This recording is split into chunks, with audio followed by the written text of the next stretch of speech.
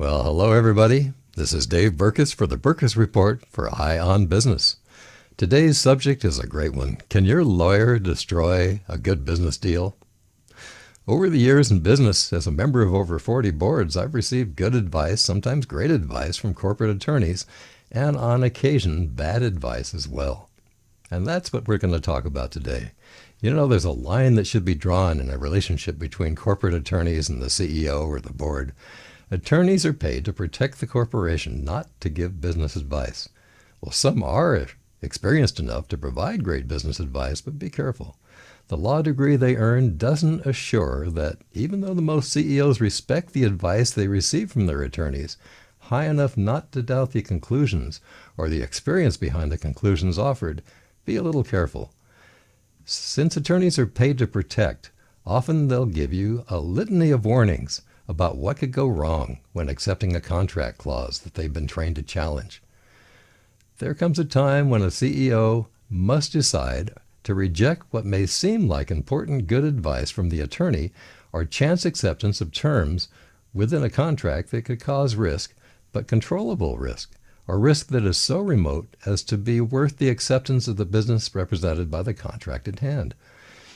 I was a chairman of a company that had offered an investment by a Fortune 500 company, making a strategic investment in the business.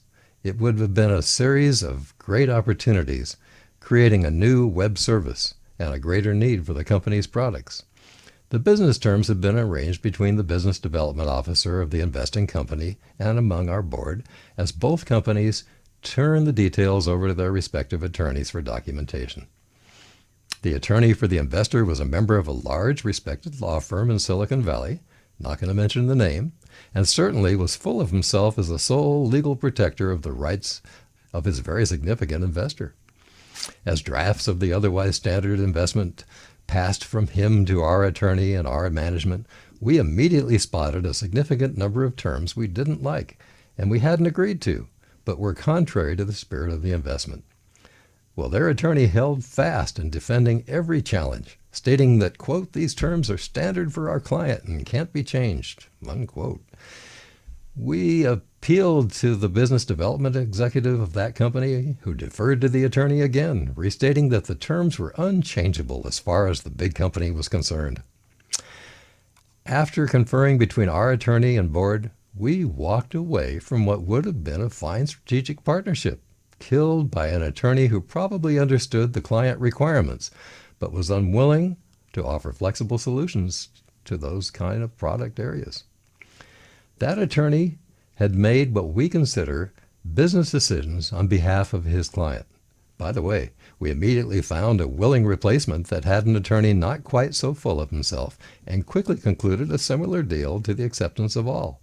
And to this day, I caution my CEOs on boards where I am not to deal with that Fortune 500 firm because of the experience we have with that attorney. You just never know how far-reaching an action can be, given the speed and extent of communication between CEOs today. Well, that's my story. I know that you probably have a story similar to that. I'd love to hear it sometime. Well, this is Dave Berkus for the Berkus Report for Eye on Business. See you next time.